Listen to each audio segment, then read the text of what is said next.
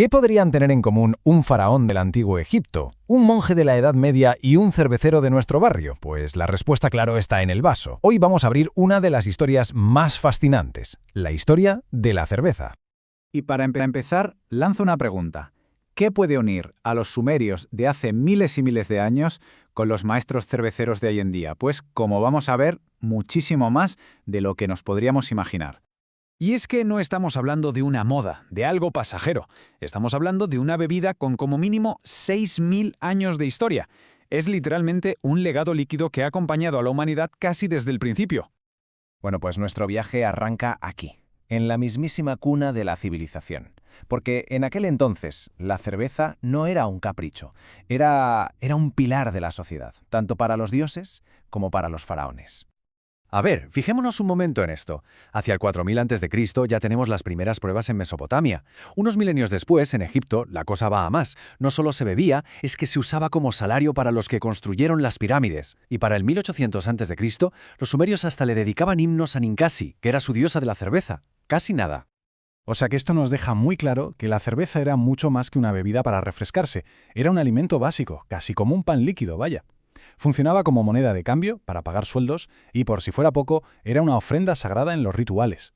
Damos un buen salto en el tiempo y nos plantamos en la Edad Media. En esta época, la cerveza no solo sobrevive, sino que se refina, se perfecciona, y todo gracias a unos protagonistas bastante inesperados que sentaron las bases de lo que bebemos hoy. ¿Y de quiénes hablamos? Pues de los monjes. Sí, dentro de los muros de los monasterios, la elaboración de cerveza pasó de ser una tarea casera a ser un arte, casi una ciencia. Ellos fueron en la práctica los primeros maestros cerveceros, aplicando un rigor y un método que nadie había aplicado antes. Y aquí, en la Edad Media, llega la gran revolución, una planta que lo va a cambiar absolutamente todo, el lúpulo. ¿Por qué fue tan importante? Pues por tres cosas. Primero, aportaba ese amargor que equilibra el dulzor de la malta. Segundo, le daba su aroma tan característico. Y tercero, y esto es clave, actuaba como un conservante natural. La cerveza duraba más y se podía empezar a comercializar lejos. Todo este perfeccionamiento culmina en Baviera, en 1516, con la famosa Reinheitsgebot, la ley de pureza. Esta fue una de las primeras normativas de calidad alimentaria del mundo y es genial por lo simple que es. Decía que la cerveza solo podía llevar 3 ingredientes: agua pura, cebada malteada y lúpulo. ¿Y la levadura? Bueno, la usaban, claro, pero como todavía no se entendía qué era, no se incluyó en la ley hasta mucho después. Venga, dejamos los tranquilos monasterios y nos metemos de lleno en la era del vapor y la ciencia. Con la revolución industrial, las reglas del juego van a cambiar por completo. La cerveza va a pasar del pequeño taller a la gran fábrica. Y si hay un nombre que define esta nueva era, un antes y un después, es el de Louis Pasteur. Su trabajo no solo fue fundamental para la medicina, es que revolucionó la industria cervecera desde sus cimientos. ¿Y qué es lo que descubrió? Pues algo que hoy nos parece obvio, pero que en su día fue una bomba.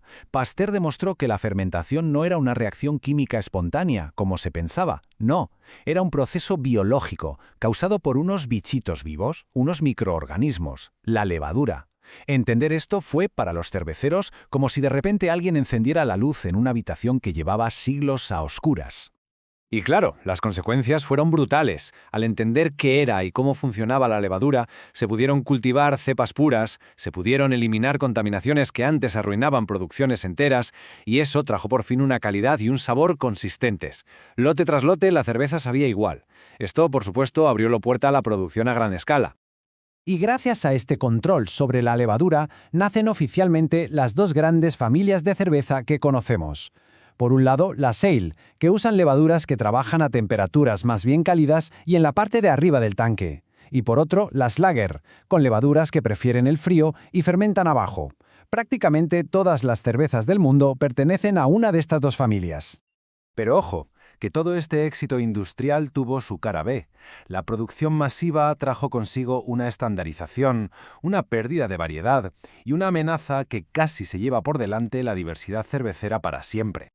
Pasó lo que suele pasar. La eficiencia de las grandes fábricas apostó por un tipo de cerveza muy concreta, una cerveza ligera, de sabor muy uniforme, que era fácil de producir en masa y de vender. Toda esa variedad y complejidad que había existido durante siglos, pues, empezó a desaparecer. Y para rematar, en Estados Unidos llegó la ley seca, que fue un golpe mortal. Miremos los datos. Antes de la prohibición, había más de 1.500 cervecerías en el país. Poco después de que acabara, quedaban menos de 200. Fue un auténtico apocalipsis para el sector. El resultado de todo esto fue que a mediados del siglo XX el panorama era bastante desolador. El mercado mundial estaba en manos de un puñado de corporaciones gigantescas que producían cervezas muy parecidas entre sí.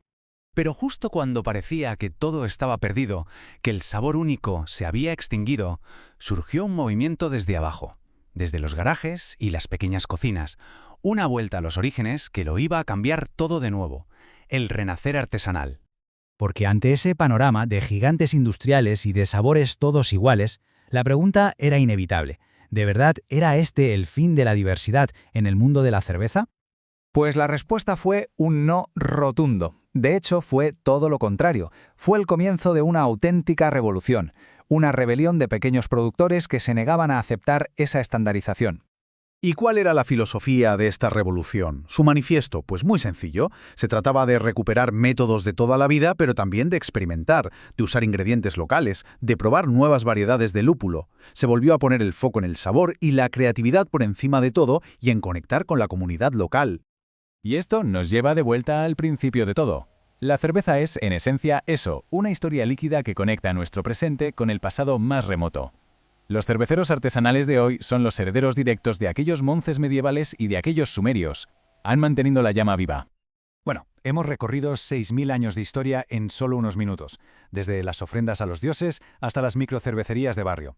Y la pregunta que nos queda flotando en el aire es, viendo toda esta innovación, pero a la vez esta vuelta a las raíces, ¿cuál será el próximo capítulo en la interminable y fascinante historia de la cerveza?